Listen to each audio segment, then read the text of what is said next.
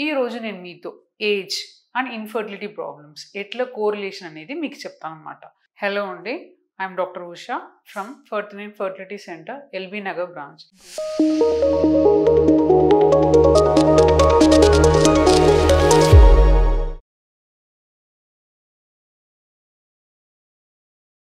So first ఫీమేల్స్లో మనం age గురించి మాట్లాడదాము. సో ఫీమేల్స్లో వన్స్ ఒక గర్ల్ మెనార్కి మెచ్యూర్ అయిపోయిన తర్వాత, ఫర్ ఎగ్జాంపుల్ 14 ఇయర్స్లో మెచ్యూర్ అయ్యారనుకోండి, 14 ఇయర్స్ నుంచి ఒక నెక్స్ట్ 1-2 ఇయర్స్ అనేది కొన్ని హార్మోనల్ డిస్టర్బెన్స్ ఉంటాయి, వాళ్ళకి రెగ్యులర్గా సైకిల్ రాదు. సో 1-2 ఇయర్స్ అయిపోయిన తర్వాత మేబీ వాళ్ళకి రెగ్యులర్గా సైకిల్ వస్తుంది. ఆ రెగ్యులర్ సైకిల్ వస్తుంది అనుకోండి, వాళ్ళకి మంత్లీ ఎగ్ అనేది రిలీజ్ అవుతుంది అనమాట. అండ్ దెన్ వాళ్ళకి రీప్రొడక్షన్ కెపాసిటీ ఉంది అనమాట. But as per our government rule ప్రకారం 21 ఇయర్స్ అబోవ్నే మనం పెళ్లి చేయాలి.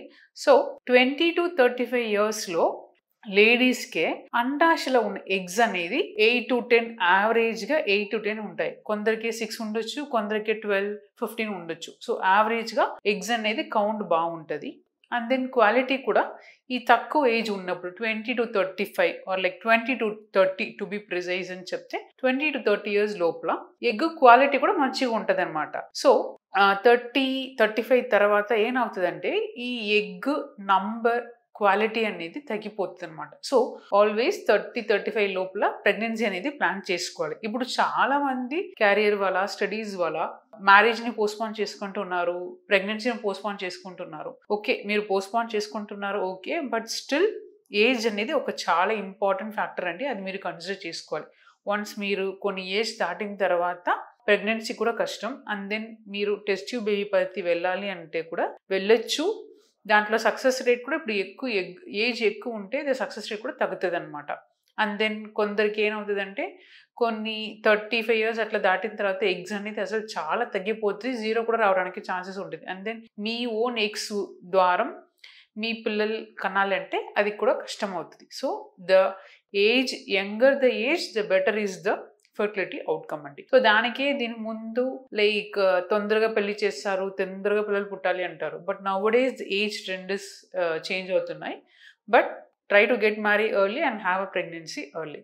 సో ఇదే ఫీమేల్ అనమాట. సో ఒక కపుల్ 1 ఇయర్ న్యాచురల్గా ట్రై చేసి దాని తర్వాత ప్రెగ్నెన్సీ రాలేదనుకోండి, మీరు ఖచ్చితంగా ఒక ఫర్టిలిటీ కన్సల్టెంట్ని అప్రోచ్ అవ్వాలి. అండ్ దెన్ ఏజ్ కూడా 20-30 ఇయర్స్ లోపల ఆర్ లైక్ 35 ఇయర్స్ లోపల ఉంటే మీరు యావరేజ్గా 1 ఇయర్ వెయిట్ చేయొచ్చు. బట్ 30+, 35+ ఉన్నారు, మీకు పెళ్ళి అయి 1 ఇయర్ అయింది ఆర్ లైక్ మీరు పెళ్ళి అయ్యి 6 monthsలోనే మీరు ఫర్టిలిటీ డాక్టర్ని అప్రోచ్ అవ్వాలి అనమాట. మీరు 1 ఇయర్ వెయిట్ చేయకూడదు, ఎందుకంటే ద ఏజ్ ఎక్కువ ఉంది కాబట్టి. అది ఒకటి. అండ్ దెన్ సో ఇదే అండి. అండ్ దెన్ ఇది మనం ఫీమేల్ గురించి మాట్లాడేసాము.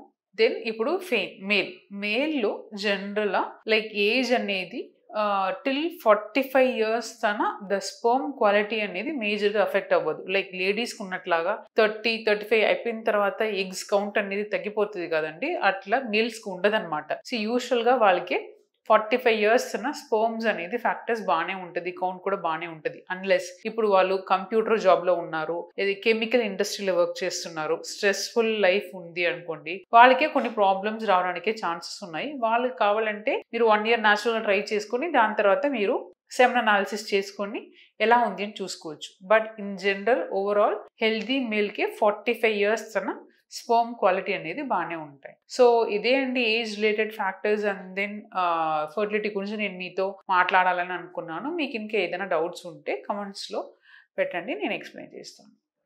Thank you.